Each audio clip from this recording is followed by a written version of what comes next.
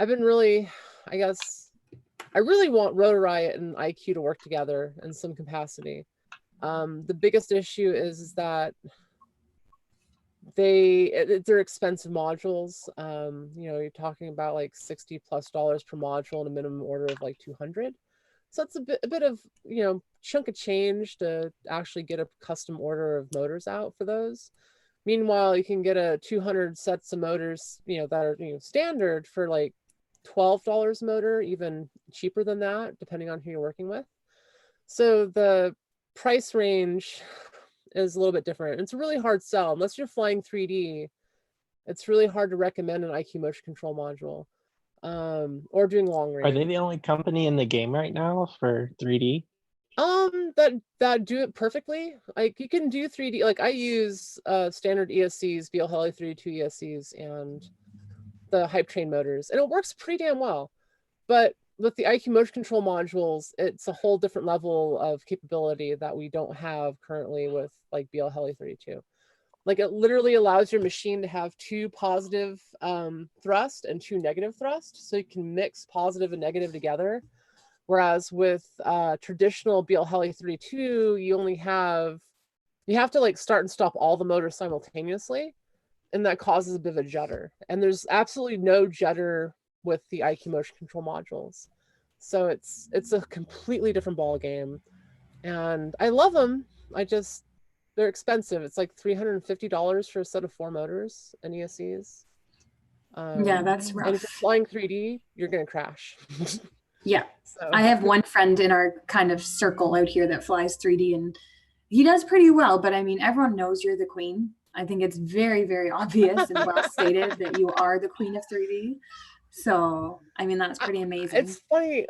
Like, I always considered myself the godmother of FPV because, like, it's been my baby for so long. And I've been in it for so long.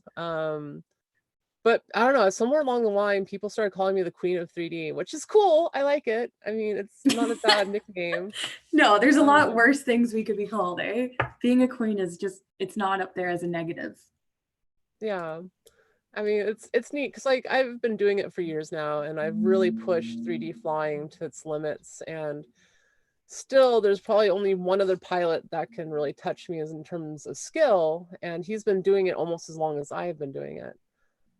His name is Liberimo. If you guys are out there, go look up Liberimo, Liberimo. Amazing pilot. His flying is a little bit different than my 3D. So like we have 2 distinct styles, which is really neat, you know, and yeah, he pushes me, I push him, and we're sitting at the top and waiting for other people to come challenge us, I guess. Vamper wants to know what made you go to 3D in the first place. That's a funny question. So I thought it was possible, and I wanted to do freestyle in 3D. So this is actually a good question because going back to the original Drone Nationals 2015, the first international drone race and competition, they had a freestyle portion, and I wanted to get into flying in a style that other people would have a hard time with, which 3D was it. Yeah. And at the time, there were no 3D propellers. Like I had to modify HQ props and get the airfoil kind of out of it and like get rid of the curve in them. So like you'd hot knife the prop against metal and it would actually like flatten out the prop. Unfortunately, during that event, I gave up my rigs at the time that I won my first event with to a museum. And my sponsor handed me machines that were completely different than what I was used to, with goggles that had a smaller field of view and a machine that was not nearly as responsive as the one that I built myself. Even though I built out the other one, it was all components they gave me. And it didn't perform right. And only had about a week and a half before the event to actually get used to flying it. So it threw me off. And yeah, I ended up taking, I think, like 5th place in the freestyle competition that year, which for me, I knew I could have done a lot better. And so that's kind of how I kept pushing. I knew 3D could be a thing. I knew people could enjoy it. I knew it could revolutionize freestyle and add a whole different dimension than what people are currently used to. Speaking of competition, Craig, I think, brought this up. I'm just gonna say it though, unless you want to bring up the D thing, which sounds so inappropriate. I love it. The D? What? The DRL. How did you like going and dealing with the DRL events? Since we're talking competition, I mean, that's one of the largest scales. Where do I even begin with this one? That race was so crazy. It was so nuts seeing that many people there. Like, I know you and I were talking about it when I saw you there, and we're just like, this is insane. I've never seen that many people engaged in watching a drone race ever. I mean, I just never seen that before. It was unbelievable. It's kind of funny because, like, from my knowledge, that DRL race, they had their second 2 races after that race in the same stadium, in the same kind of format. And I feel like it's a departure from what DRL was doing originally, which was like big productions out in really unique locations, and going more to what I would consider traditional sport, and where drone racing kind of started, which was in a sporting stadium with spectators. Even though, like, the first race I was at in the US, like the first AMA race, had like 150 spectators. I've gone to events with thousands of spectators before. And to me, that's where, you know, racing should be, is in front of a crowd, not behind cameras completely. Like, if you can get the live action right, then it translates a lot better over to film. So for me, it was really cool to see DRL take it to that area and have kind of a departure from what they were doing to what I think they're doing now. And quite honestly, it was neat because with Rotor Riot, I actually got to like fly the DRL Racer 4, and I killed it. And I just, like, people are really impressed with the way I flew it, and I just want DRL to know I can fly their drone and probably kick some ass if I was given the opportunity. Are you going to start racing? For people who don't their know, the sim, DRL or like racing, like DRL racing, or like going to more race like events? So it's a loaded question because there's 3 different groups. I thought it was an easy question, honestly. Well, so, and you think it's an easy one, but given my history and how long I've been in this game, it's a little bit more complicated than that. So well, I don't. I want to, but I have a couple hangups. One, I'll just go back to the fact that I was a part of the DSA, IDRA, and Aerial Sports League, and all 3 of those groups I raised up to the like top podium slots within them. And all 3 of them have kind of obliterated themselves. At least they're not as big as they were, and they're not putting out the kind of events that they were. And I kind of got burnt out on it. And on top of that, I've had issues with multi-GP. Like, Chris Thomas is I'll reserve my comments. I mean, don't get me wrong, he's done a lot of good for the community, but like, I've seen a lot of the backhand stuff that he does on the back end with different organizations and groups. Like with IDRA, he contacted each of the sponsors of the organization I was racing in and threatened to pull support for those groups if they continued supporting IDRA. Like, I have messages from other people that told me not to say anything, that they've done it to other people and other organizations at different times. And for me, I don't want to play that person's game. I think that's, you know, it's kind of bullshitty the way they run it. And I know he's gotten flack for it in the past, and I don't know if he's changed his ways, quote unquote, but I don't want to support an organization that does stuff like that. And even if that means I don't get to be in the spotlight anymore, morally, I don't think I can support people that operate that way. So how do you think, like, DRL, how they're laid out, how they're running, you know, spec class drones, basically, do you think that's the future, or do you think it's more, you know, people build their own and, you know, race them and do it that way? Because the spec class racing is kind of one of those things where people have a lot of opinions on it, you know, whether, you know, that's the way it should be done, where it's basically all skill and, you know, it doesn't have anything to do with the equipment you have, or, you know, more based on, you know, you building your own and tuning it and, you know, trying to go as fast as you can. I really like the idea of spec class racing. I feel like there's a lot of validity to it because it puts pilots on the same playing field. And quite often enough, when you're racing an open class, even if you like literally several milliseconds can make the hugest difference in the top 5 pilots. And a few seconds is all that really separates the top pilots and the mid of the pack. And when you have different sets of hardware, it kind of allows you, if you know what you're doing, / you have really good sponsor support, you can shave seconds off your time getting a better time. So I'm definitely for stock racing. That being said, from my knowledge, DRL still has its own issues with different batteries they provide to pilots not being the same voltage level / they sag differently than other pilots' batteries. And when they you run have pulse batteries, right? Yeah, but if you're running like hundreds of them and you're cycling through the hundreds cells of them, are different. Yeah, exactly. And so when you have, you know, all the same parts on the quad and you're cycling through different batteries, it's literally playing like luck of the draw whether or not you're going to get a good battery. And that good battery could give you, you know, a second or so advantage and be the difference between you winning and coming in fourth. And so for me, that even though it's stock, it's still not completely even playing field. So for me, I think it's definitely the right way to go as far as racing, because when you have stock races, it like keeps them more grouped up. Pilots are more prone to fly together in a pack. I think the racing's a lot closer and tighter, or at least from what I've seen. They've gotten a lot better. Like, it was really rough the first couple of years, but they're slowly getting it all polished out. Yeah, it's definitely taking time. I mean, DRL they've definitely put a lot of money into it. They've got a lot of interesting backers. I mean, I know initially I was a little upset with DRL because they have like, you know, core 12, 16 pilots and none of them are female. And I feel like, and this is something I've kind of backed off of because I'm tired of getting flack for it.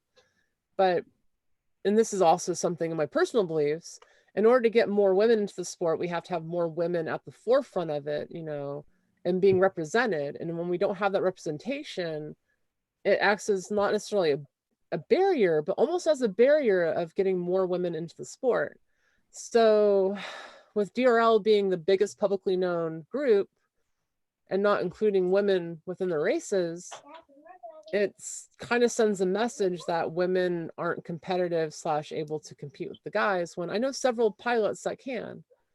And for me, that's kind of a letdown, because when I got into drone racing, back before all the big events, back before the millions of dollars of prize money, I was hopeful that this could be the first truly equal sport where men and women could play on the same playing field and be welcomed into doing it.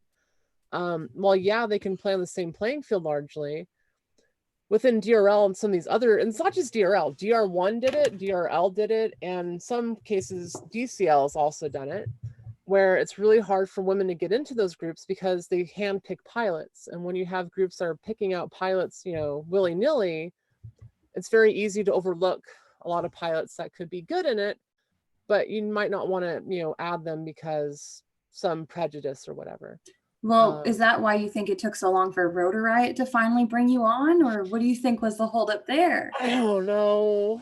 I mean, like my original time on Rotor Riot was back in like 2000, I think 16, 15, 16. That was the original crew. And back then, like, you had to be voted in by the entire crew to be a part of the group. And I don't think they wanted to add me at the time, for various reasons. Could be looks, the way I presented myself, whether they thought my flying was any actually good, different reasons. But at the same time, you know, and this goes back to psychology, it was a boys club, and it's really hard for the boys club to want to include anything other than another guy into their group. So I'm not saying it's like a bad thing, it's just a psychological thing that people do. It's just an inherent nature of people in general.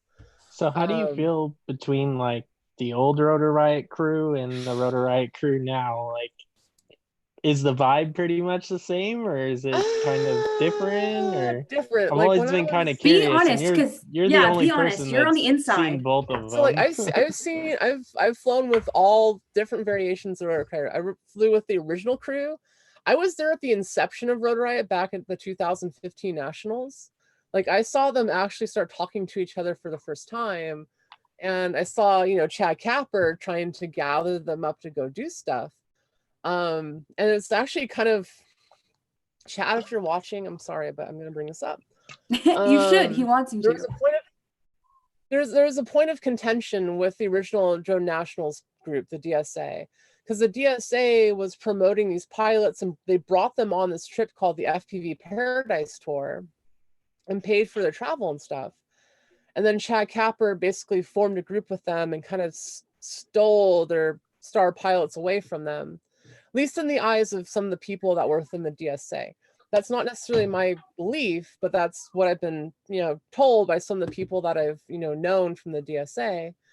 And at the same time, the DSA kind of screwed, in my opinion, kind of screwed over some of the pilots, like not paying NOAC for like 6 months after he won his first competition with them. And so that's the kind of stuff that, you know, can create that contention. That happens with a lot of them, though. Like even DR1, when Flight 1 won the championship, they never got paid. DR1, I don't think is around anymore. I think they literally went bankrupt. No, but I meant when they won the last one, they never got paid. Yeah, and they never got a check. Yeah, it was the end of shady. DR1. Yeah. So essentially what you're saying is there's always more behind the scenes than everyone seems to think they know. Yeah, and unfortunately, like I've been behind the scenes with a lot of organizations. Like I've talked to the back end of DSA. I know several people within that. Aerial Sports League knows several people within that. DR1, I know the CEO and several people behind that. Like I've even talked to, you know, DRL. I don't know all of the back end of DRL, but like I've talked to them about a lot of different issues in the past. And multi-GP too. Like I've, you know, been at odds with Chris Thomas before, and same time we talk about stuff, you know, it's not a bad relationship, it's just a weird one. So yeah, no, I've seen a lot of the underbelly of the beast, and it kind of ruined the whole concept of being a part of it for me, because I realize it's, you know, not who's the best pilot, not who's better than the next person. It's like who you know and what they think they can get from you, as far as like personality on TV. Do you look good for their brand? It's so much more, especially when it comes to TV stuff. It's so much more than your skill as a pilot. Like DRL, for example, this is point of contention of me knowing the back end. One of my friends, Tom, he's a really overweight guy. He's, you know, he's a kind sweetheart. I love him to death. And DRL did a whole conference / a presentation where they talked about their brand and how they're kind of framing themselves. And they had an image of Tom. Drone racing is not this, and Tom, you know, being big and whatnot, being a referee. Drone racing is this, a white guy in a hoodie and jersey representing a brand. And for me, that kind of, you know, sets the tone of what they're trying to achieve and what they're doing versus, you know, letting it be an actual sport. And for me, that's a huge point of contention. I like the actual sport of it. And DRL is getting a lot closer to that. I've seen the evolution of them as a company and brand and as a part of the sport. They're definitely heading in the right direction, I think. But for me personally, I really was hoping that the DSA was going to be able to pull it off, where they could have the sport, the actual competition between pilots competing at a high level, hundreds and hundreds of pilots versus like 12 pilots, and have the show, which is, you know, putting those pilots in an environment that is, you know, conducive to TV. And realistically, getting both of those things right is really, really hard, especially when drone racing was so new and young. And unfortunately, I was there at the beginning of it, and I got to see all the bullshit. So yeah. So let's talk about your super new in this. Oh, I'm gonna take it a different way for a sec because I have some requests in the chat here. Go ahead. But I'm new to this stuff, and I actually first learned of you in the UFDA shit show. And I know you got love for them, and they clearly have love for you because they're all here in the chat freaking out right now. And iCarly specifically, iCarly specifically asked if you can confirm the thick earth or not. Confirm what? Thick earth is their new, oh yeah. So yeah, see, thick earth is our ideology and religion. Now, flat earth, and flat earth is definitely something a lot of people believe, and for good reason.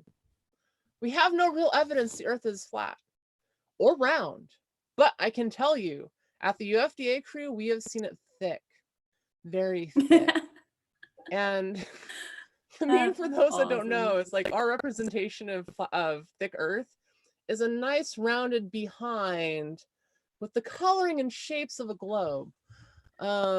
It's a funny meme. I mean Chad and Drew have both confirmed it at this point. I don't know why. So, I mean, like, the fact that meme has actually like gotten out as far as it has kind of blown my mind, because it's a funny meme. And like for the UFDA crew, like we used to do like Enoch, one of the leaders of the UFDA crew, he really does a lot of the live streaming stuff. He's a master of OBS. And so he'll create these massive scenes of like ASA, or a version of NASA, ASA, and the thick earth, and us doing missions to the thick earth. And he'll put our live streaming faces and astronaut helmets and stuff and act out these crazy scenes in our live streams. And yesterday was walrus fighting. You missed that. I think they were walrus. Maybe they were manatee. I apologize. They were manatees. Those guys are like family. Like the UFDA crew for me, like Rotor Riot, I love flying with them, and I feel like I'm a part of the team, and I feel like I could be with them for a long time as long as they'll have me. Thick Earth and UFDA, like they're my home team as far as family goes. Like I've been hanging out with them for quite a while now. And there's times where we'll stop streaming and just hang out until the middle of the night. And, you know, it's one of those things where it's not serious. We're all having fun. There's no profit motive involved. It's all about just enjoying ourselves. And with Rotor Riot, you know, it's a brand. It's a brand trying to sell stuff. And it's a little bit of a different beast than the UFDA crew. It's kind of like a corporation versus freedom, right? Like UFDA, you do what you want, and Rotor Riot has rules. It's a job. It's a job versus a friendship.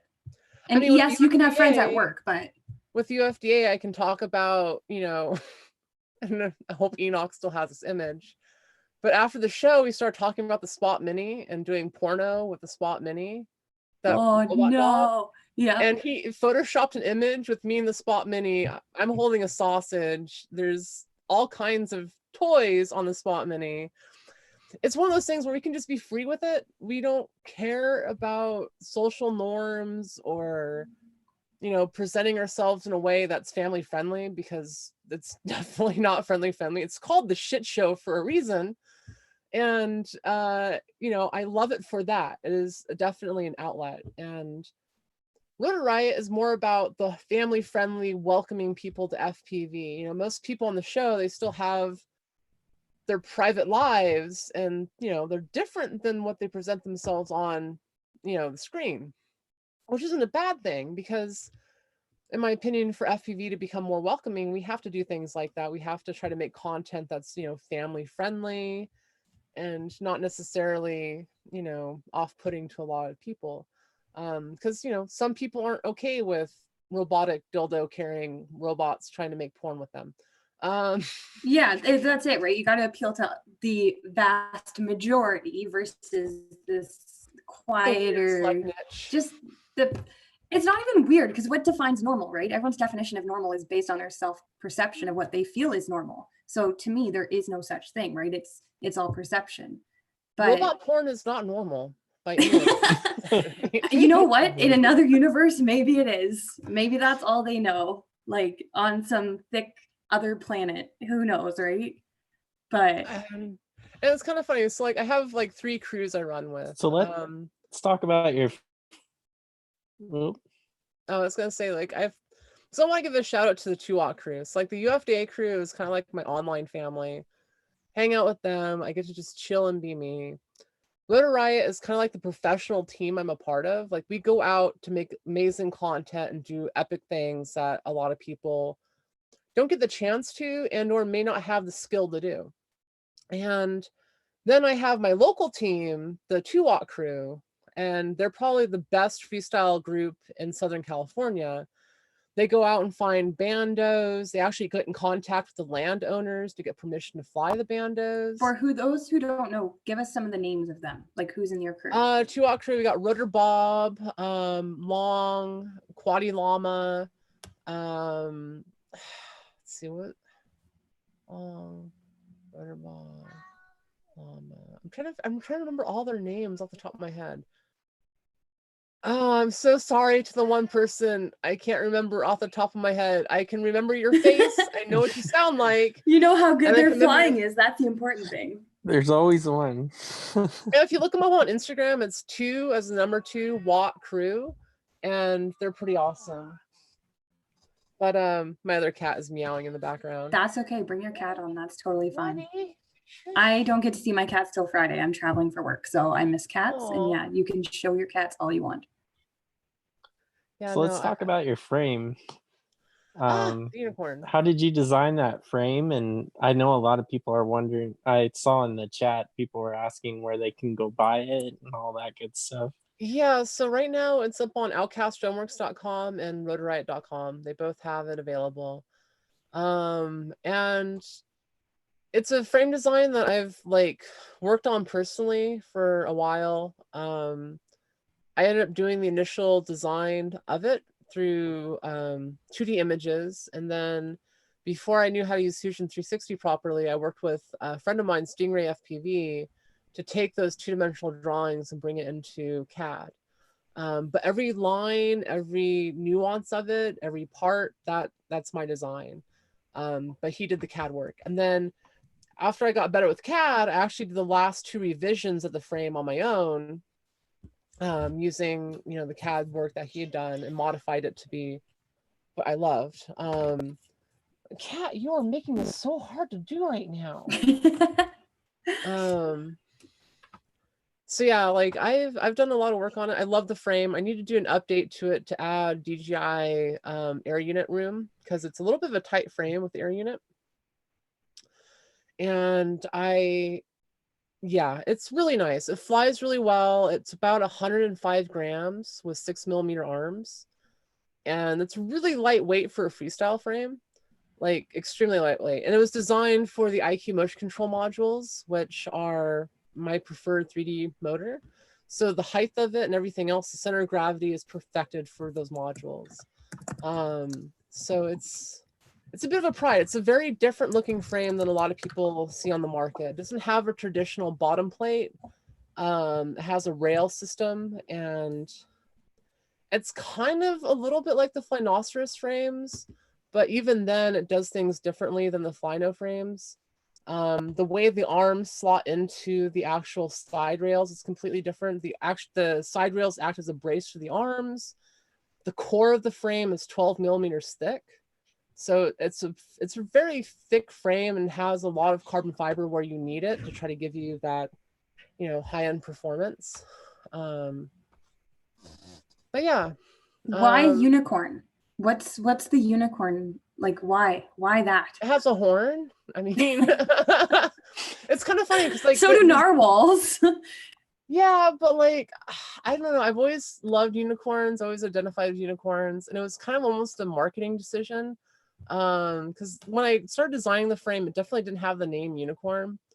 And it had a completely different front mount. Like I wanted to have a 3D printed pod to put everything on with a GoPro strap going around it. And then I was looking at it and I thought I could do a lighter setup if I changed it around a little bit. And that evolved into extending out a horn or a little piece of carbon fiber to the front plate and allowing you to attach a camera to it. And as I was looking at it one day, I'm like, You know, if we just made the horn pointed, it would look like a proper horn and we could call it a unicorn. And a unicorn is a flying mythical beast.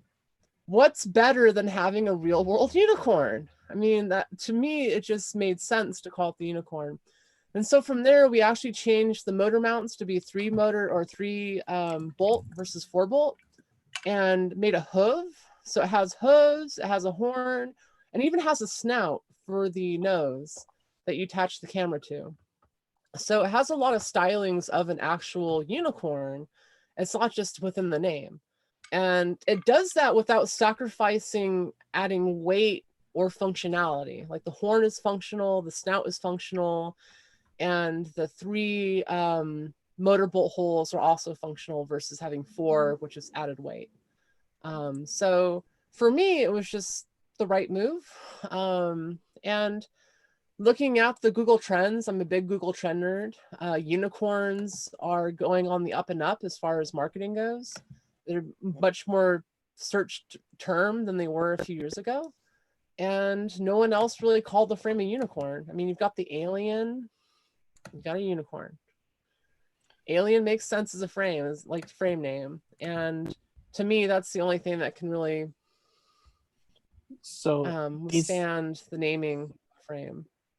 These Outcast drone batteries that you're getting like 20-minute flight times out of, do you think any of that's going to be feasible on a 5-inch anytime soon? Or because you're kind of at the forefront of, you know, getting long range, long duration flights out of batteries, which is kind of cool stuff. I mean, it's the future for sure, but it's all about weight. I mean, it's like a lot of, yeah, it's a weight to power ratio. Like it's, so there's also a huge deal of efficiency that goes into it. So I've been working with lithium-ion batteries now for about almost a year.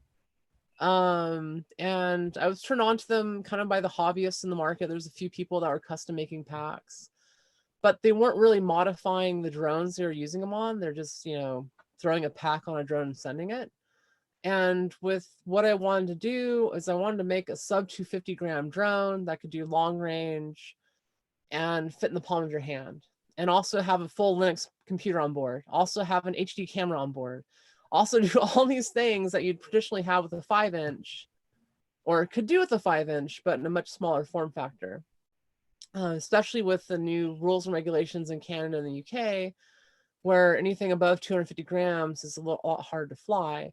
Within the US, we just have the registration, you know, bit that we have to deal with. But in the UK and Canada especially, you have to get a license to fly anything more than 250 grams. So as a Canadian, I'll tell you that it is an unenforced law. So majority of us have 0 issues. And until they begin enforcing this, I mean, you can still walk into Walmart and Canadian Tire and buy a toy drone that is over 250, and they're not forcing regulation. They're not checking for licenses. So until that happens, why would we bother? Like it's not an issue. As much as it seems an issue, it's really not an issue so far in Canada. Just don't fly stupid spots. A secondary thing for me, because the primary thing was to try to build a drone that was, you know, as capable as possible and the smallest form factor possible. For instance, a 2.5-inch drone, right now my record is 26 minutes and 50 seconds of flight time.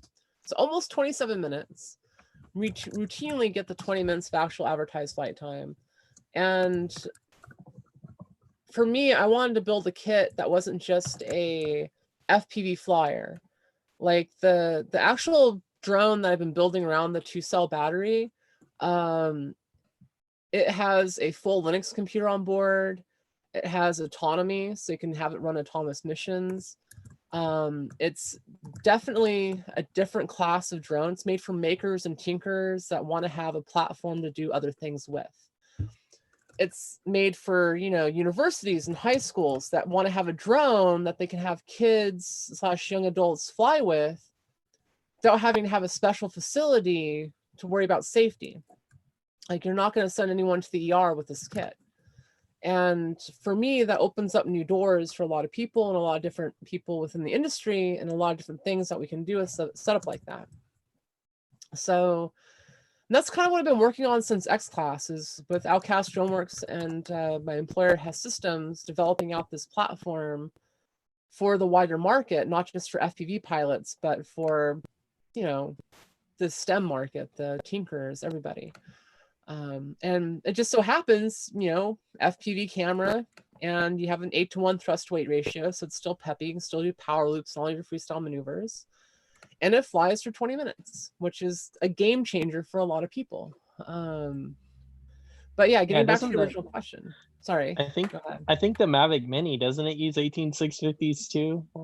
Yeah, like so I've seen people take them apart, and it's pretty much the same thing. Yeah, it's 18650s. Yeah, we were the first ones to market with 18650 tech, at least for as far as batteries go.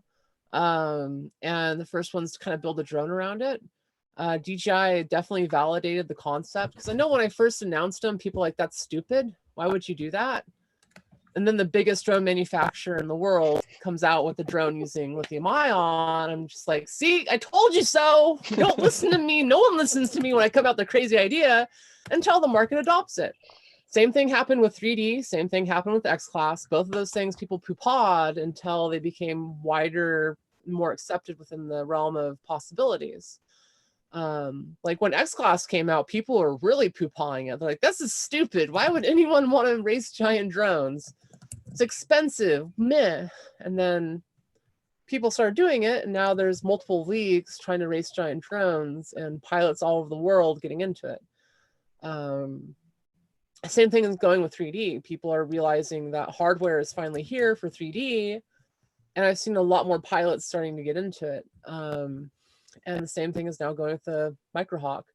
A lot of people are seeing the possibilities of lithium-ion, and it's becoming more of a normal thing. Now with the 5-inch stuff, I am working with I'm working towards a 4-cell and a 6-cell lithium-ion battery. I'm still testing them. I put my 4-cell prototype on the Unicorn. I got about 12 minutes of flight time with the current setup. So it's not as good as a purpose-built drone around the battery, but still a lot more flight time for cruising than a traditional lithium-ion. So yeah, I don't want to announce anything yet because people are already knocking down my door for the 4-cell batteries. But I'm working on a variation of a 5-inch Microhawk and a slightly larger version of the Microhawk that will allow you to get the same kind of efficiency and times out of a bigger drone. But yeah. So Mr. Crowley, first of all, it's his birthday, so happy birthday. But he has 2 questions. The first one is he was asking what are you mainly flying now? Come here, you.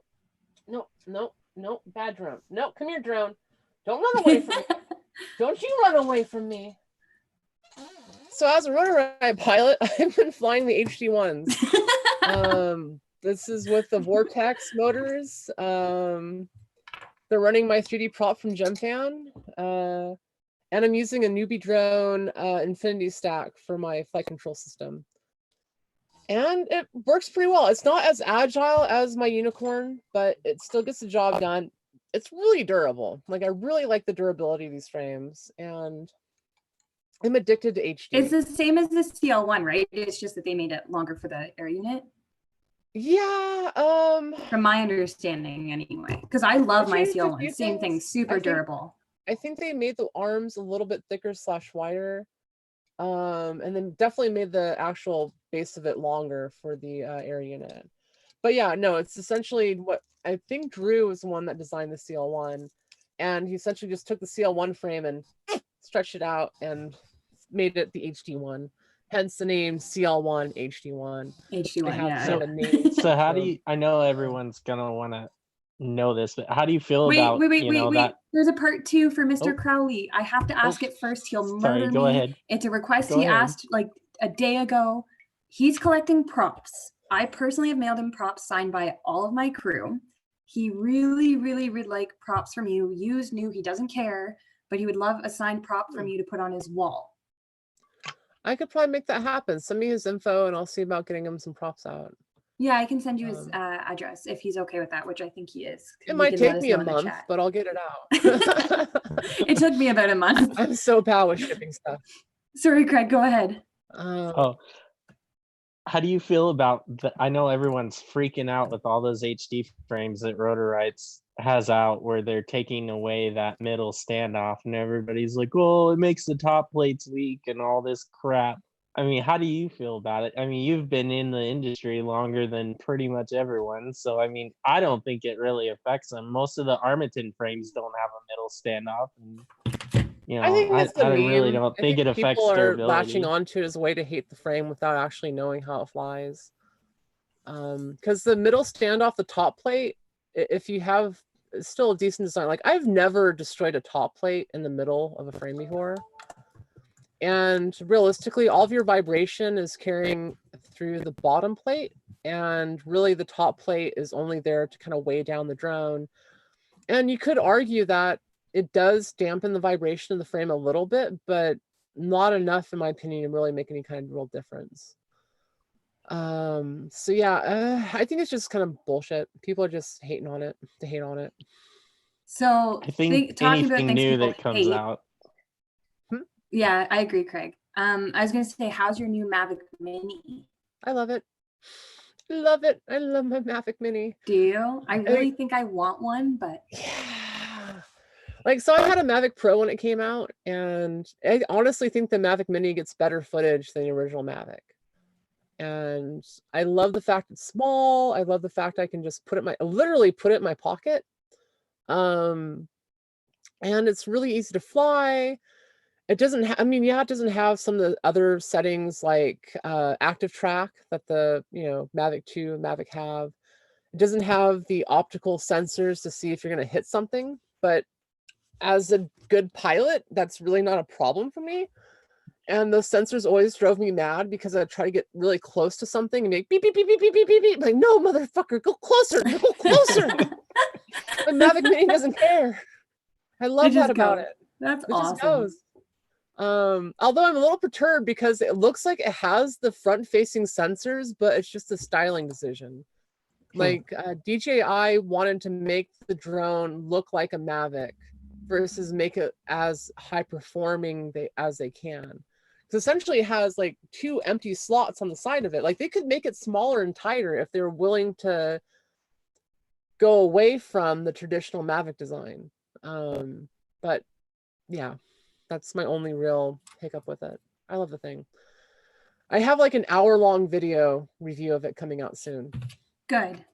How do you, your true opinion, not your paid opinion, what on the DJI setup versus like HDO2s or one of the other many goggles you have in your collection? So what was the original question? What's your real opinion on the DJI of the setup? Goggles? Correct. I mean, so I've been flying with the HD2s for a long time, and the HD2s had a 50-degree field of view or 52-degree field of view.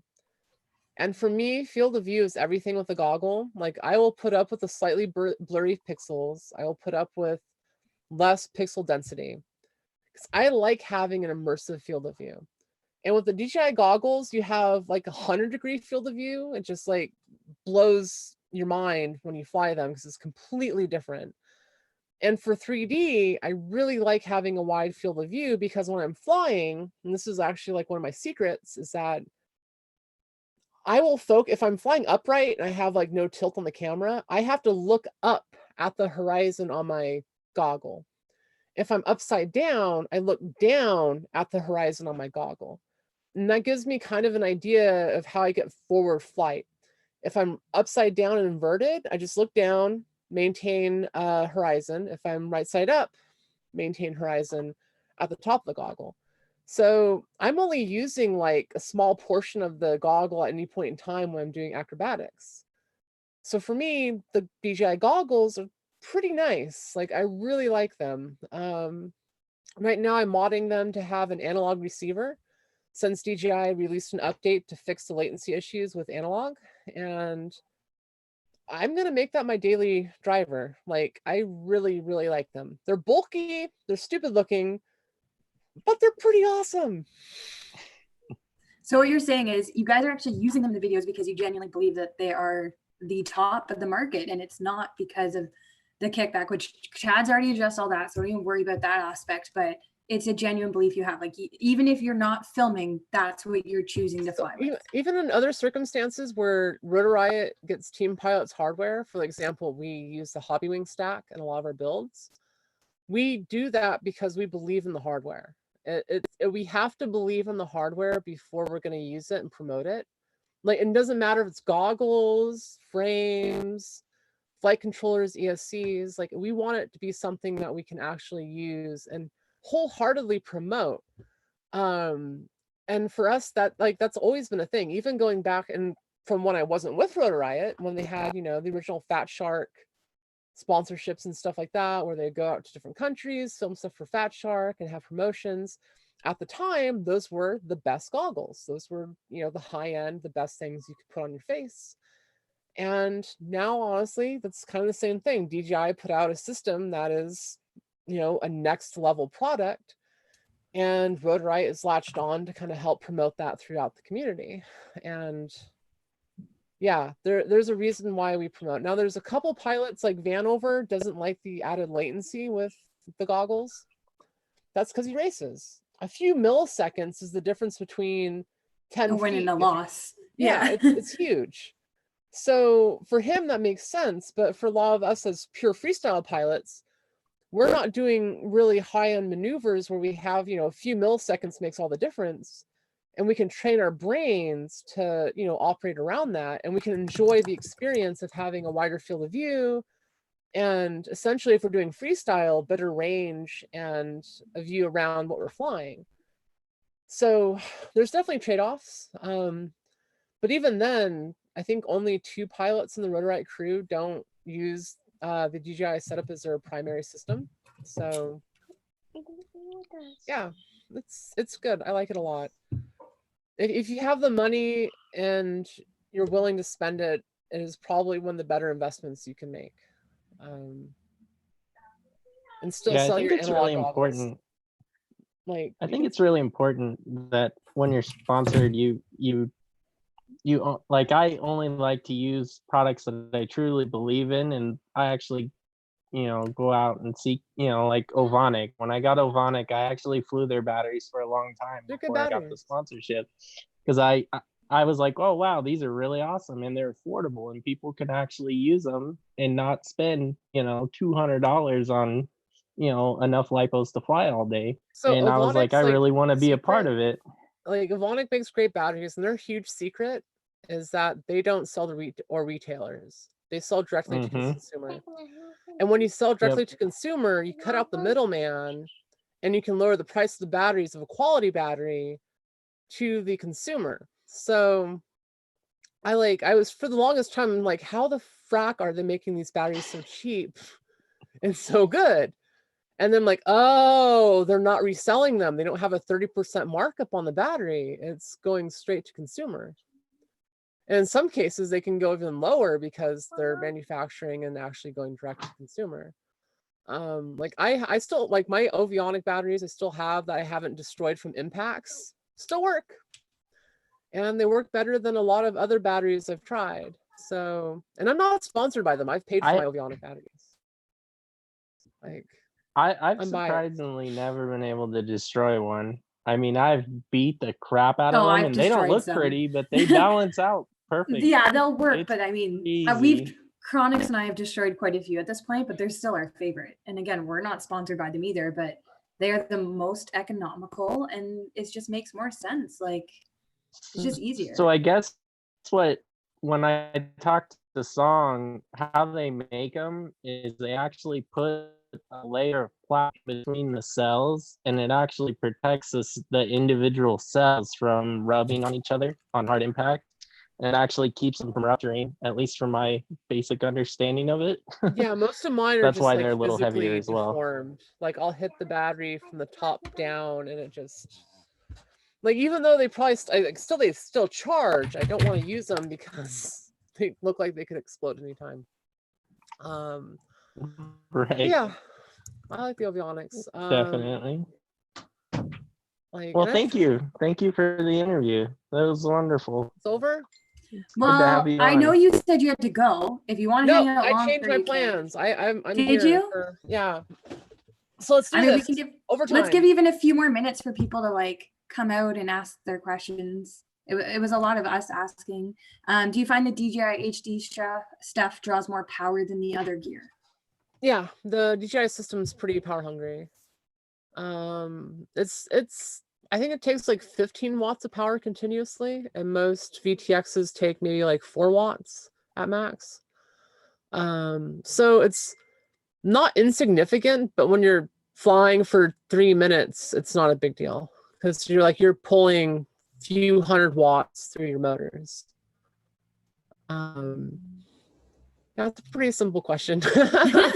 Do you do beta flight? And if so, are you on 4.1? Dave was asking. Yeah, 4.1 is nice. I've recently upgraded a few of my quads to 4.1 and it's really smooth. When the original 4.0 came out, it was kind of meh. Like it had its problems, but they fixed a lot of that with 4.1. This is a good question coming up. You see, is it? Frosty has a question. You can, if you want to tackle that, you go right ahead. Okay. So I'm Frosty so sorry. Zoe, do you use Sliquid SLIQID on your motors? Yes, if you guys have not used Frosty's Sliquid on your motors, you don't know what you're missing. They are one of the best performing motor oils on the market that don't even exist. So if you can get your hands on Sliquid, you're going to be like a pro level status pilot before you even fly. Craig had to go, it looks like. Sorry, guys. We are going into a bit of an overtime here. So if he's got to go, that's okay. He's got a family he's got to take care of over there. Double A wants to know if you have any plans to come east for a visit, because they know you're not coming in June. Sooner than later. I can't talk about anything with Rotor Riot yet, but I know we're planning something across the country next year. And it has me excited because it's going to get me back to doing something I'm really good at, which is freestyle competitions. And I've already said too much. Don't worry. Again, Chad, like he leaked all the details of things that he wasn't supposed to be talking about. So I'm sure that it's allowed now because he set the bar that you can just spill the beans. Well, okay, they're working on a contract right now, and I really hope that it goes through because there's going to be a giant sponsor helping us hold 6 or so events across the United States. And a part of those events is me doing freestyle competitions across the US and having those freestyle competitions lead up to a bigger competition. Things are still in the works. I don't want to announce anything because I don't want to jinx it. But it could be really cool. This could be potentially the first ever freestyle league that has multiple events across the US leading to a bigger event. Wow. And I get a chance to be a part of that. Like I've hosted a lot of different freestyle competitions in the past. And like there's a lot of countries that have actually used my freestyle competition rules. Like I have an open source set of rules that I've like released to the public. And a lot of people use them, they like them. And for me, I've been able to take freestyle competitions from 1 battery to finalists getting at least 8 batteries.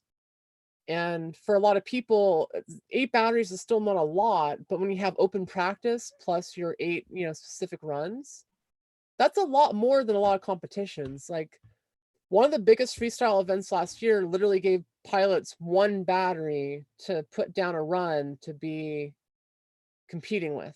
And some of the best pilots, you crash out during your run, you're just done. And it's really sad because it doesn't allow sometimes the best pilots to actually race the rings. And I personally experienced this in a lot of freestyle competitions I was a part of, where most of them you were literally given 1 battery to compete, and it was depressing because if you fuck up on that 1 battery, you're done. Yeah, your entire time traveling to the event and everything is wasted because of 1 mistake. Well, and that doesn't help people with anxiety. Like personally, I have test anxiety. So when you put like that amount of pressure on people that already are having issues coping and are trying to just get out there and do something they love, but do it well. It's not fair, right? Like, I agree 100%. I think it's not a nice way to approach it. Yeah, it's mostly because organizations don't know how to approach it. I mean, there's not a lot of organizers that are also freestyle pilots or have competed within freestyle in the past. So until you've seen both sides of it, and until you realize like the actual time it takes to do runs, how to get pilots on the same page, and how to actually improve the workflow of running pilot after pilot without having a bunch of downtime, it's really hard to get freestyle to work right. But I've found all the tricks. Like, for example, my freestyle competitions, everyone's on the same channel, which means as soon as one pilot lands, you plug in the other pilot, and as soon as they unplug the other quad, you can be up in the air within a few seconds running the next run. You don't have to worry about judges changing the channel. You can have spectators easily tune in to who's flying because it's always the same channel. They don't have to like flip through the goggles and change the channel of things. And you can actually run a racing event right next to a freestyle event without overlapping, because a freestyle event is just taking one channel of use. You could still have 4 to 5 pilots racing continuously, literally right next to each other. You just have the ground stations with directional antennas pointing the opposite direction, and essentially blocks out any kind of real interference. And you can do this to great effect. And a lot of racing orgs, I don't feel like have realized that yet. No, and, no, even the one we went to, I mean, it was a total, not gong show, but I mean, they do it all the time. And it was our first time as freestylists being invited to go. And it was just not like that at all. Like, it was not organized, and it just, yeah, no, I agree. Like, I think it would make it easier though, if they started doing it that way, because I mean, for example, IO is huge. Chronix and I don't race. So is it worth us to drive from Canada down there just to, yeah, okay, we get to talk to people, but we want to fly, and we're not going to be able to fly or do anything other than watch people. So do we really want to spend that much money? And that's the thing, like IO, I love IO. And this is going back to like other stuff, but one year IO has FAI race, an international like qualifying race, and the next year they kick FAI out and they do their own kind of national race qualifier. One year they added X class to race at IO, and the next year they run their own group running giant drone racing, mega class. And I feel like it's going to be the same thing with freestyle. If I run a successful event next year and things actually look really good, people are going to copy that. And that's completely fine with me. I want to see more freestyle competitions out in the open. I would love it if IO copied my, rules and how I handle these things, because I think it could really help them do more. My phone's going off. Well, it's a good time. I still have a couple minutes, but I will go back to that call. So yeah, freestyle is a huge thing for me. I love freestyle. I've hosted several really good competitions. I've had a chance to actually refine my format over the years. So it's not just an idea, it's a tested and true method of doing it. And I think next year, if things go well with Rotor Riot and their plans to host, events, it will be an eye-opener for a lot of people, and we could see a freestyle competition resurgence. And that has me excited. Like, I am all about that. I want to do as much as I can to make that possible. And I feel honored that Rotor Riot would want me, leading the charge on making those events happen. So yeah, no, that'd be awesome. Have you tried Emu Flight yet? Is that where you jump on an emu and you fly? I think they do that more with the ostriches, where they have legitimate ostrich racing. If you haven't seen it, look it up. It's interesting. Yeah, I haven't tried Emu Flight yet. I kind of want to. Like, a lot of people, it's weird because there's always like the new hype of the minute, and I feel like Emu Flight is the new hype. They do a lot of things with filters, but essentially it's still just a variation of clean flight. Beta flight is a variation of base flight, realistically. So you have base flight, clean flight, beta flight, Emu flight. Like it's just another buildup and variation of something that we've been using for years. And they definitely do things a little bit better and different. And I want to try it out to see if it's any better than, beta flight. But yeah, I don't know. I'm not completely convinced yet. Like for me to get on board with the flight controller software, I want to know they're going to be around a while, and I want to know the devs are dedicated to actually developing out the flight control software. Well, yeah, you need the support, right? You don't want to get into something and then they leave and you're like, oh, great, now I'm not really stuck with it because you could always reflash, but you're essentially stuck with it. I love Helio. And it's not their fault I think you should either. say it louder for those in the back. Helio. But and that's kind of the thing. Like that's a whole drama within itself. Helio. So I was one of their pilots, and I love them to death. And they were largely killed by a lawsuit brought on by another organization that was, it's a real messy, bullshitty thing. And that's kind of my scarcity. I mean, even Clean Flight, after a while they kind of died, at least became less popular. And Beta Flight is kind of a headless beast. No one developer really, holds the ship down. And if someone drops out, there's going to be someone to take over and help keep pushing it forward in a good direction. So yeah, I like Beta Flight. Beta Flight's cool. Even like there's still a lot of things developers could do to make 3D mode work better. And I'm down to collaborate with developers to do that and test it out. Like the motor mixer can be different. The way they handle transitions from positive to negative can be different. There's a lot of tweaks I know would work if they would implement them the way they should be implemented. But yeah. Any other questions of drama? I just had one, and then honestly, I got listening to you, and I just like the train of thought just disappeared on me of the question I wanted to. Oh, I know. Do you think you can convince Bardwell to let you convert his Beast drone into a 3D drone? Bardwell, sucker, I see you out there. We're going to convert your Beast class drone into a 3D drone, and then I'm going to crash it and blow it up. Do it. It needs to be done. It was said here, so now it has to happen. Because I don't know. That was something they asked in the chat actually near the beginning, was like, was he more worried? Were you more worried flying it? Like, well, I mean, I think he was playing it up a little bit for the camera. I mean, because like Nurk and I both have a huge experience flying larger drones. And when I fly a giant setup, I don't go lightly into the night. I go full throttle and I'm really opening it up. And that's one of my problems is I burned down a UAV testing center trying to break speed records in Berkeley. Like, I've done some shit with giant drones. Like the FAA knows me by name because of that.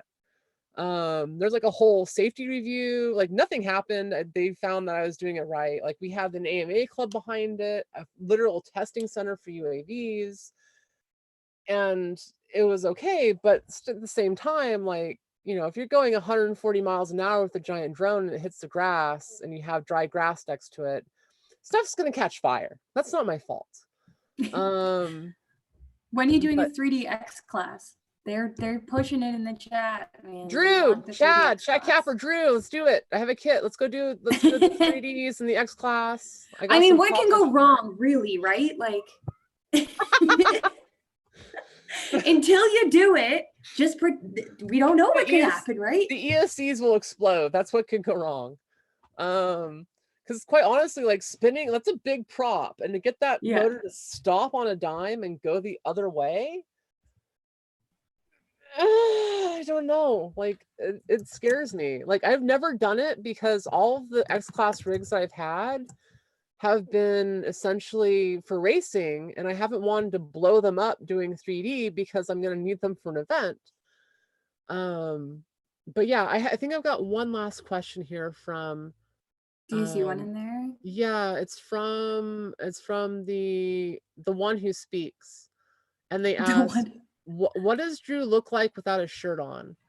I'm joking. I love it. That's a meme within itself. Drew loves popping his shirt off. It's weird. A lot of the, like, there's always been a history of Rotor Riot pilots wanting to pop their shirt off. It started with Steele, and now it's Drew. Like, I don't understand why they can't keep their shirts on. I don't know. There's so many ways I could go with this, and I'm gonna choose that I already brought up the D, and I'm not gonna go into these aspects of the communication and talk that we can go to here. But I mean, let's just leave it to everyone's imagination, and people can do with it what they will, as they already have been, right? I want to see stories between Vanover and Drew. Come on, people, make it happen. Oh yes, that's hilarious. Well, hopefully after seeing your interview, they will feel more assured coming on. I know we've got Vanover booked in the future, so that's great. Drew, I don't know, he hasn't really narrowed down a date yet, so we'll kind of see. He's so busy. Bardwell, man, he's resistant too. I don't be so scared of. I'm not that scary. Like, he's gonna get some questions that are tough. Like, as Rotor Riot pilots, each of us have dealt with a lot of drama.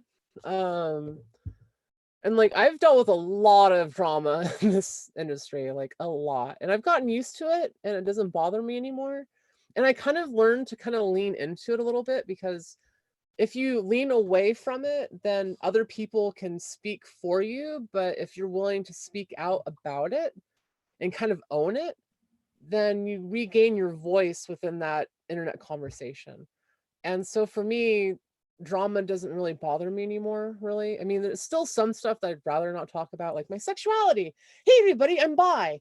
Or the fact that, you know, I got depressed because a bunch of trolls trolled me in 2016. A group of them actively trolling me every few minutes to try to fuck with my head. Like, I have dealt with some shit and drama, but that's all it is drama. It doesn't do you think a lot of it's because they're jealous, essentially, of like where you are, what you're doing, just who you are, even like your abilities as a person and a pilot? I don't know. Like, I feel like I've gotten a lot of recognition, especially early on as a pilot, because one, there weren't a lot of females when I got into it, and here I am pushing the limits of drones, and then I'm, you know, creating 3D flight. I am pushing giant drone racing. The ESCs I helped develop were used by DRL, DR1, and X-Class, like 3 giant, you know, organizations. So, like, I feel like there's a little bit of, I wouldn't say jealousy, but I don't know. It's weird. People like to hate on those that make change sometimes. And I honestly also don't fit into a neat little box. I am not the stereotypical person. I am a fucking weirdo. I think that's honestly, like, and again, I'm new, but that's what I've seen in FPV is it's genuinely, everyone is an intellect of some form, because it takes quite a bit to understand and learn and do these things. But everyone's weird in their own way, and it's quirky and it's fun, and no one fits a bubble or a box. Like, there isn't a box or bubble. For the most part. I mean, I still feel like at times it's a hobby full of man children. I don't want to use that phrase lightly, but there's a lot of guys that, you know, are kind of childish in their ways, even though they have an intellect. They're still kind of regressed in other aspects of their life, but that's just a thing, you know. Like, there's people in all walks of life. I just feel like this kind of, any RC hobby really kind of draws those people to it. And so I know, and I've seen them change. Like, it went from being a very intellectual hobby to where you had to know what you're doing. You had to, like, there wasn't a lot of information, so you had to figure stuff out on your own largely. And now it like exploded into popularity in the mainstream. It got a lot of tech bros, like guys that have money to spend, and they're tech related, but they're also kind of bro-ish. I don't know how else to better put that. And that was a terminology someone else in a drone racing league used to describe the change in people that were coming into it. I mean, it's nothing different than like the old white man club of the business world that dominated the top for a long time, in a sense, right? Like, it's just another clique. It's just another grouping of people that feel that, you know, either money or something makes them relatable to each other and special. I think that's a little bit of it, but it's also just like the kind of person that gets into it. Like, again, drone racing at the time it got popular, was really advertised to the bros. It was, you know, if you see it on TV, you see a bunch of, you know, young white guys flying, and then lo and behold, you get a lot of young white guys into the sport. And then people ask the question, why is there not more diversity? I wonder why. Yeah, it's marketing and media pressure and all that at its best. I mean, it's getting better. Frosty says, haters gonna, how did he say it? Where'd it go? He said it so well. I have to read it. Haters gonna hate? No, it was haters gonna potate. Potato. Haters gonna potate. Double A said he thinks that just because you can't make it everybody happy, the more, I think it's just because you can't make everyone happy, and the more you are out there, the more you notice. Yeah. And I mean, that's definitely part of it. Cause like I, you know, had the spotlight on me quite a bit, and I noticed a lot of it. And when I made my initial, you know, quote unquote protests, trying to say, hey guys, let's include more, you know, women in the sport, I wasn't very well received, but there was a lot of people that understood what I was saying and started trying to be more inclusive. So like I've seen a lot more women get into it now. There's a lot more support. There's guys that are willing to try doing the right thing for people to, you know, make it more appealing for everybody and to be more welcoming. And it's a double-edged sword too, because it's one to encourage women to get into it. It's another for sponsors to say, hey, you've got some tits. Here's some free equipment. Take some photos with our free equipment and, you know, post on your Instagram. It's true, and yeah. It's gotten a bit better, but at one point in time, like all that qualified you to become a sponsored pilot was to be a woman. And literally the needle went from like here to there to now it's starting to get kind of back where I think it should be in the middle, where it's a whole person concept. It's like your skill level, your online presence, the way you carry yourself. Like all those things matter when you get sponsored as a pilot. And that's kind of, I think, where it should be. Like most pilots, when you get sponsored, it's not about your skill level. It's about how you can sell products to the masses. It's how relatable you are to other people. And that has a huge effect on things. I mean, I find a lot of the guys, I mean, even Jake right now in the chat, right? They're thinking that we're being sexist and that why is it always the guys?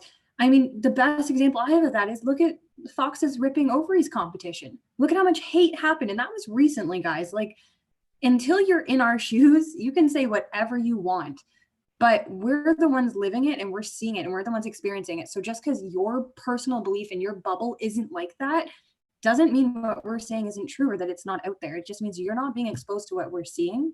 And yeah. I mean, the girls are catty too. Like, it's not like it's just a guy thing. We're not saying that by any means. No, I see a lot of cattiness.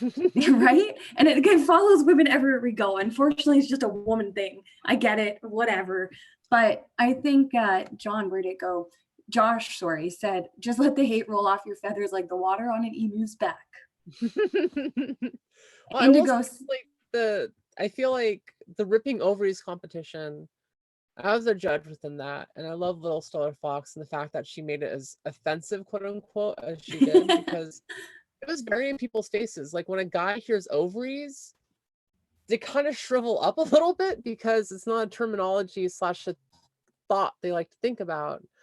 Whereas most guys are comfortable saying ripping balls, and you know, like balls are just an average thing for them, I guess. But again, I'm speaking from the other side of the fence, so who the fuck knows? But it seemed like a lot of guys just, it wasn't the fact that it was a female or women's competition, it was that it was, you know, offensive to their masculinity. And you know, it's kind of cool that she did it that way, because people, they need a wake-up call. Yeah, they needed to be refreshed. And if you guys haven't seen the pilots of the ripping ovaries competition, like go look up the playlist, because there was some amazing pilots, just hands down, some of the best pilots I've seen, like Stephanie Chow, Blue Owl, Lilith Gutler, even Zaya Leslie. Jen was there too, rad girl. She did really good. Oh my good. God, she was so good. Like like Blue Owl, I literally cried watching her videos. Blue Owl's phenomenal. Her first one knocked me out of the water. Honestly, her other ones were really good, but that first one, that made such an impression. It just lasted the whole time. Like, she didn't even have to submit other entries. I think she made such a statement that we were all just like, all right, she won. Like, you can, it didn't matter, right? It was known. Yeah, and it doesn't mean anything negative against any of us other girls that did it. It's just she set the bar high and she did phenomenal. Yeah, and that's the thing, is like her flight style is so much different than the traditional flight style. Like, she took what Maddie Stunts does and made it elegant and beautiful, versus like high energy and, I don't know, different.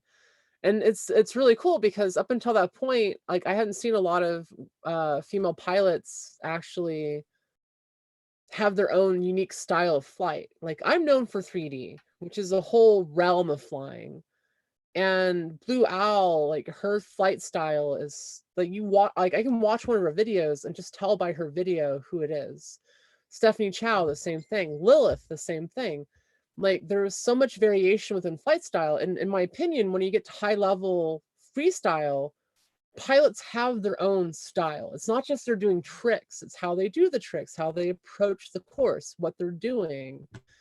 And it was really awesome to see. And that gave me so much hope for more women getting into it, because it wasn't just a show. It was a real competition with some really good pilots that would hold their own against guys. And if it was a mixed gender competition, I think like 3 out of 4 of them would still be placing in the top 5 pilots. So it's we need more stuff like that. Like, I didn't want to do a competition like that back in the day because I already gotten so much hate for pushing for women's rights and women in the sport, and got burnt out trying to push. And at the time, I was like the only person really pushing for it. And now there's a lot of other, women that have kind of taken up that mantle and have started, carrying that torch forward. Like, Little Stellar Fox has done a lot for that. And some people don't like her for it. I love her for it. And we need more people like that to really help change the attitudes, the idea, the social structures within FPV to get more women into it.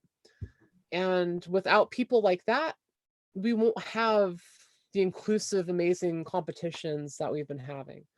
So yeah, I just want to read some of these to you. Indigo Rhino says, you are easily one of the best on the planet, and your surrounding crew are lucky to have you. Your footy always makes him feel like he's on LSD, and he loves that. I miss LSD. Enoch says, you're a hero in the sport because you've never stopped making this better for everyone. Aw.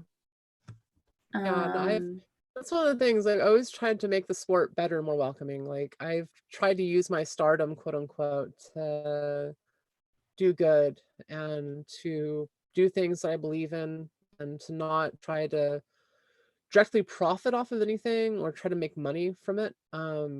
Like, I've tried to keep it pure, and it's a really hard thing to do, especially when you've been in this hobby and sport as long as I have. There's not too many pilots that are still pushing that were from the original, like, Drone Nationals group.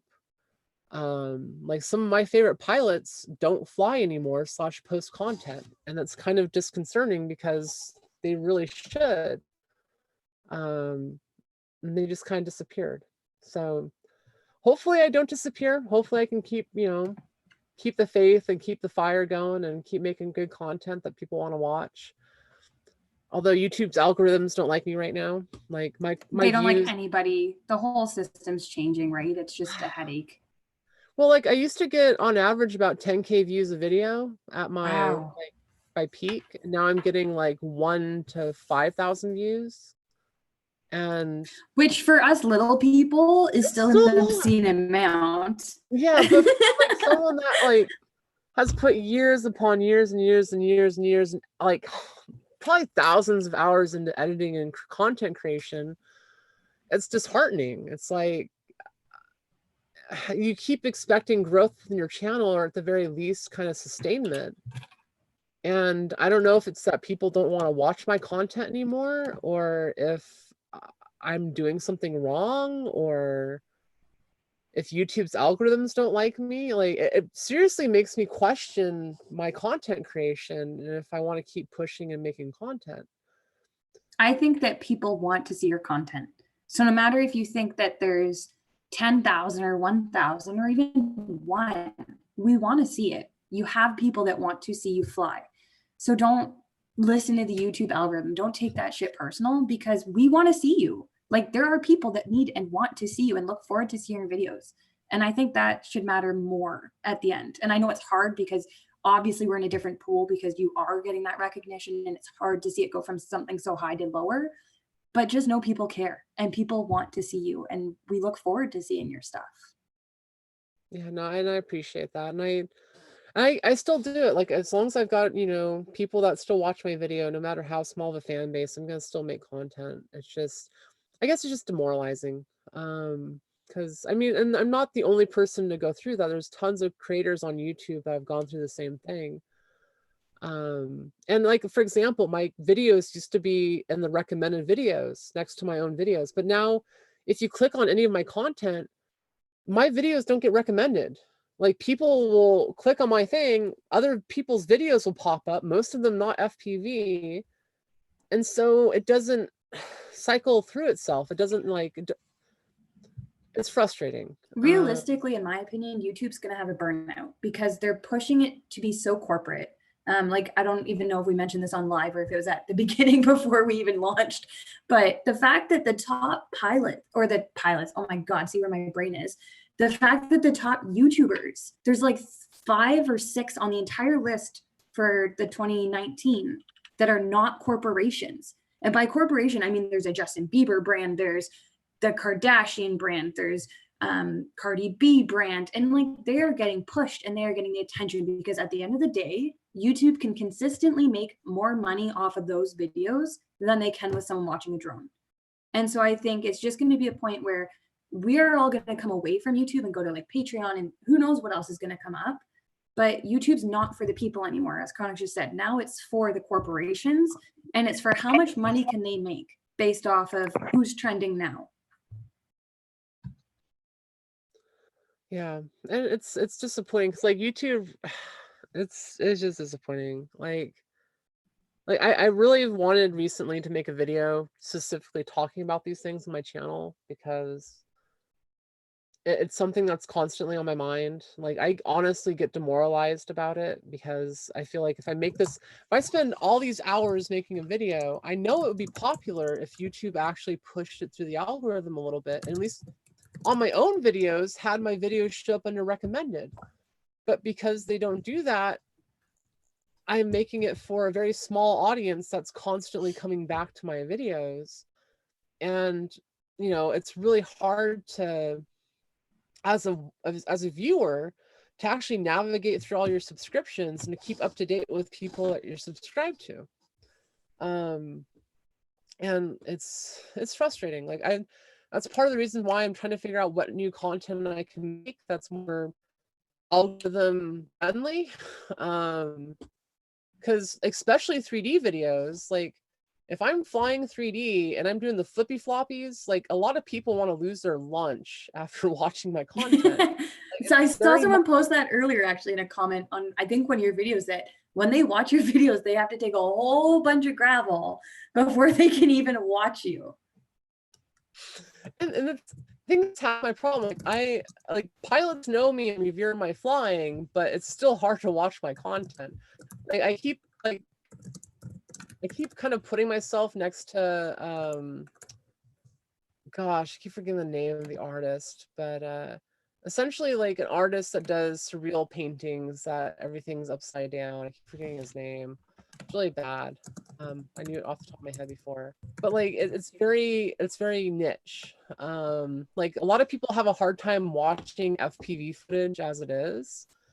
You start adding 3D to it, and all of a sudden it becomes a roller coaster for your mind, and you're constantly freaked out because you have no freaking clue what I'm doing. And it makes it hard for a lot of people to actually appreciate. I mean, and that's why I like being on the Rotor Riot channel. Every time any of my content or footage is posted, people freak out because it's interlaced with normal quad flying. And then all of a sudden I'm doing crazy 3D stuff. And they're like, what? What? Oh, Zoe did it again. Aw. And it's kind of heartwarming to see that, because and I keep going back to the RV video from last Rampage, the first Rampage, where all the pilots are piloted into an RV. You could kind of, say almost everyone was flying the same, but then you see my footage and I'm doing stuff none of the other pilots are doing, and it sticks out. And it's really entertaining for a lot of people. But when it's specifically 3D flying consistently, it makes it really hard to stomach for a lot of people. Instead of being like, oh, that was cool, it's like, oh my God, what is going on? Oh shit. It's a little more intense for people to watch. And I also feel like that's part of the YouTube algorithm. Like, if they had a hard time figuring out regular FPV footage, they're gonna have a hell of a time trying to figure out how to classify my 3D flying. Like, YouTube would literally have to write an algorithm specifically to include my channel. Yeah. And I don't think that's gonna happen. That's fair. Last question. And Craig, welcome back. He's looking after his kids, guys. He talked the whole first hour. We're running into overtime, so please stop hating on him. I'm sure a lot of you have kids and you understand what it's like. But are you going to push for a Rampage for us? And are you going to try and work with Drew to make this happen? Like, do you promise the people here today, and that we'll see this in the future, that you're doing it for us? That's awesome. Yes! It's so needed. Good. I think that'll make a lot of people happy. Like, yeah, I'm really hoping things pull through, because the idea, I think, is to have the 6 or so competitions earlier in the year lead up to a Rampage, finale, where we have pilots that are brought in from the other competitions that qualify into Rampage. I know Drew was really happy with the way I ran the original Rampage freestyle competition, and I only had 2 weeks to run it. Like, I literally was brought in last minute, and they had someone that had like 10 pages of freestyle competition rules and how they wanted to run the event. I took them and threw them out because they weren't realistic.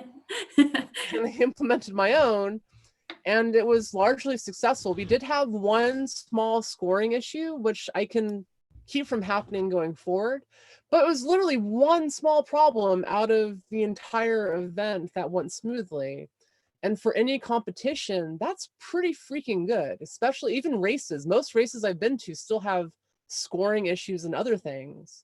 So yeah, I definitely want Rampage to happen. I know if I have any ability to make it happen, I will make it happen. I'm going to keep pushing for it. I know Rotor Riot wants to make it happen. I know a lot of pilots want it to happen. So yeah. Well, thank you so much for your time. I know that you've had a hell of a day, so we really appreciate you coming. And just thank you for being honest and genuine, because I feel like you, and I have yet to meet you in person, but from everything I've seen, you're very consistent across the board. And I feel like you're one of the more genuine people out there. So thank you for that. And thank you to everyone who watched and has been sitting in our chat. I don't know if you have any final words for your UFDA crew who have been hanging out this entire time, just more and more of them for you. Thick Earth confirmed. There you go, everybody. You heard it here. Have a good night, guys. Thank you so much for coming out.